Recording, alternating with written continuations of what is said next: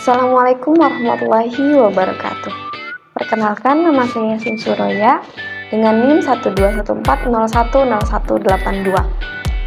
Mahasiswa jurusan Bimbingan Konseling Islam Fakultas Dakwah dan Komunikasi UIN Sunan Gunung Jati Bandung.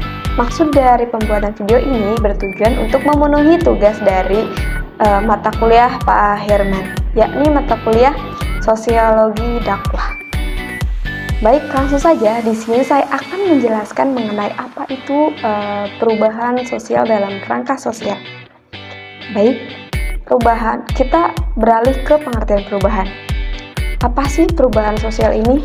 Nah, perubahan sosial ini adalah perubahan yang terjadi di dalam suatu masyarakat atau sistem masyarakat, yakni lembaga atau pemasyarakatan, atau bisa juga disebut pergeseran atau perubahan yang terjadi di dalam masyarakat atau tatanan masyarakat yang meliputi pola pikir yang menjadi lebih inovatif atau sikap yang menjadikan perubahan yang lebih baik dalam masyarakat tersebut.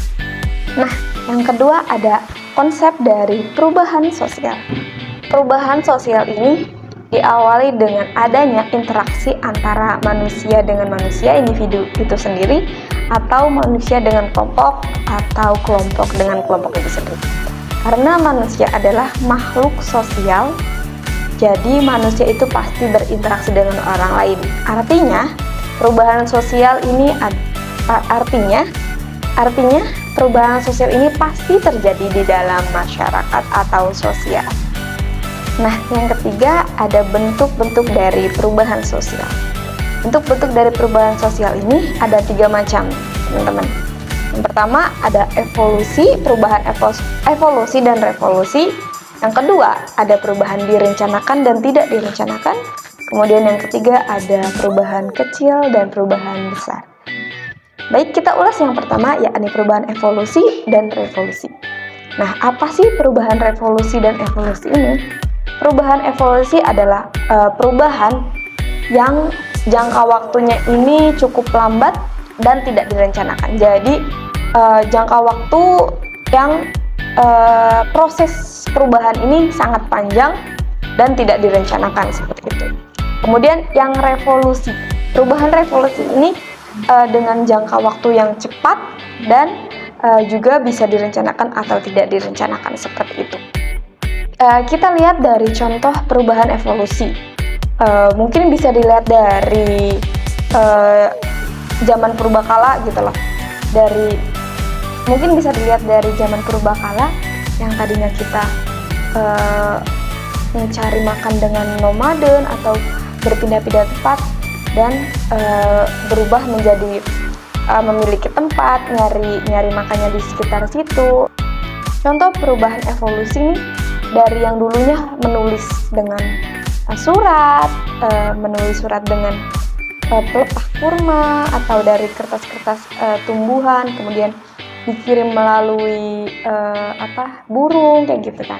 Sekarang telah terjadinya evolusi, yakni menggunakan banyak sekali elektronik yang dapat menggantikan hal tersebut gitu. Jadi mengirim surat sudah tidak lagi, menulis dengan pelepah kurma sudah tidak lagi, menulis dengan kertas dari tumbuhan-tumbuhan tidak lagi, tapi sekarang udah ada zamannya dengan gadget atau dengan elektronik yang canggih seperti itu.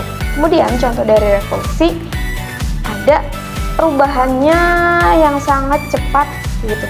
Seperti halnya sekarang dari mulai perubahan HP yang semakin canggih, dari mulai terus mengeluarkan pembaharuan dari kecanggihan HP seperti itu. Kemudian yang kedua adalah perubahan yang direncanakan dan tidak direncanakan. Nah, perubahan yang direncanakan ini seperti apa? Perubahan yang direncanakan ini seperti perubahan yang dari awal sampai akhir ini ada pengawasan dari seseorang atau yang bersangkutan dengan sistem atau program tersebut. Seperti adanya perubahan yang dari awal dicetuskan KB itu diperhatikan dari mulai dikeluarkannya program itu sampai sekarang masih diperhatikan apakah sudah berjalan dengan tujuannya atau belum. Kemudian perubahan yang tidak direncanakan, seperti adanya perubahan pergaulan bebas sekarang dengan dulu yang diakibatkan dari elektronik itu sendiri atau pergaulan yang bebas dengan banyak media yang bisa ditiru dari anak tersebut. Kemudian yang ketiga ada perubahan kecil dan perubahan besar. Seperti halnya kalau misalnya perubahan kecil ini mencakup lingkup yang kecil, sedangkan perubahan yang besar mencakup lingkup yang besar. Kita bisa lihat dari contoh perubahan kecil di suatu desa. Suatu desa ini yang tadinya belum sangat kuno, semakin kesini mungkin karena bisa jadi dari gadget atau banyak yang ngerantau, maka semakin berkembanglah suatu desa itu. Nah, kemudian perubahan yang besar seperti apa? Seperti dulu adanya penyakit COVID. Nah, itu suatu perubahan sosial yang sangat besar di dunia ini. Jadi banyak sekali perubahan-perubahan sosial yang terjadi di lingkup besar. Kemudian yang terakhir ada dimensi perubahan dari sosial.